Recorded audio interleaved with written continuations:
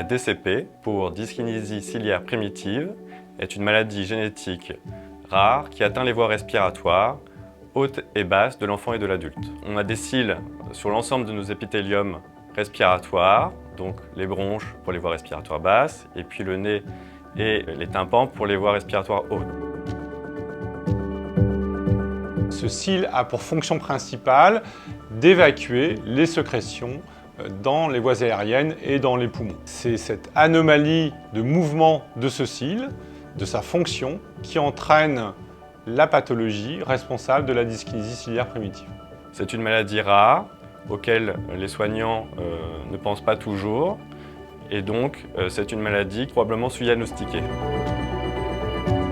Il y a eu des études en Europe qui ont été faites qui ont montré que souvent les patients consultaient 30 fois avant qu'on évoque ne serait-ce que le diagnostic. Les symptômes de la dyskinésie ciliaire primitive sont essentiellement une toux grasse chronique ou bronchite chronique persistante, quelle que soit la saison, qui répond bien aux antibiotiques et qui atteint l'enfant quand il est très jeune, souvent avant l'âge de 1 an. Et il y a un signe qu'on retrouve souvent, c'est la détresse respiratoire à la naissance, qu'on appelle la détresse respiratoire néonatale, chez un enfant qui, par ailleurs, est né à terme. Certains patients présentent des troubles de la fertilité et pour la moitié d'entre eux, des patients, on retrouve un situs inversus, c'est-à-dire une inversion de la position des organes du corps.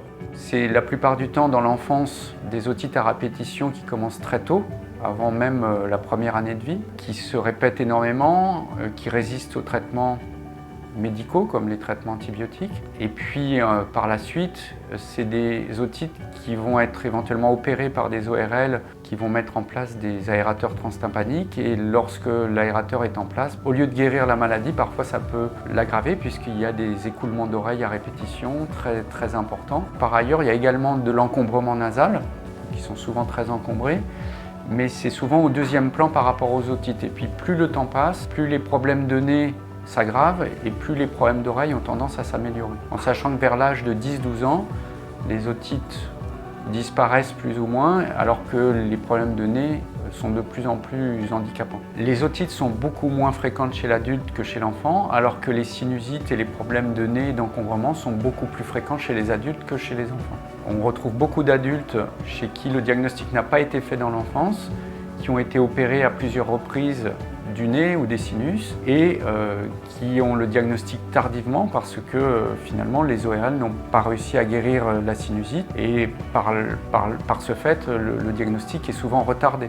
Nous disposons de tests dits fonctionnels, la mesure du NO nasal disponible dans des laboratoires d'exploration fonctionnelle respiratoire et sur l'étude de la fonction du cil obtenue après brossage ciliaire. Il faut analyser la structure du cil, obtenue par biopsie ciliaire, là encore au niveau des bronches ou au niveau des cavités nasales.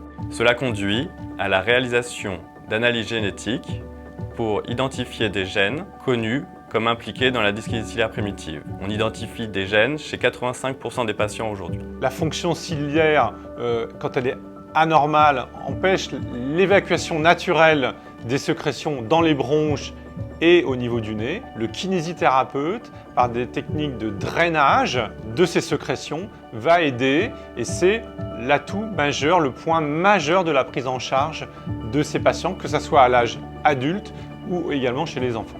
On fait une séance donc de ventilation, de drainage. Donc ces patients se sont désencombrés et sont soulagés. Et également, on leur propose un lavage de nez qui va fluidifier les sécrétions et qui va les aider à mieux respirer. Il existe un programme d'éducation thérapeutique pour aider les patients à mieux gérer leur maladie au quotidien et à mieux l'accepter. Ce programme a vocation à être national dans les prochaines années. Commencer par les petits parce que du coup ça leur permettrait d'intégrer, de comprendre leur maladie déjà, de l'intégrer au mieux. Pour un kiné qui prendrait en charge régulièrement en libéral par exemple un patient qui a une DCP, c'est vraiment important ces séances pour déjà accompagner le patient à se désencombrer, pour lui l'inciter à faire l'autodrainage en dehors des séances, l'inciter à se laver le nez régulièrement, l'inciter à faire des activités physiques. Le suivi pneumologique est fondamental, mais le suivi ORL est également très important. La qualité de vie des patients, c'est aussi une chose à prendre en considération dans les traitements. Si on n'a pas pour l'instant de progrès thérapeutique avec un médicament qui est spécifique de la motilité du cil, on a fait quand même beaucoup de progrès sur les thérapeutiques associées, sur le drainage, sur l'éducation. La recherche va pouvoir nous permettre d'avoir à notre disposition des thérapeutiques plus adaptées, voire très spécifiques de cette maladie.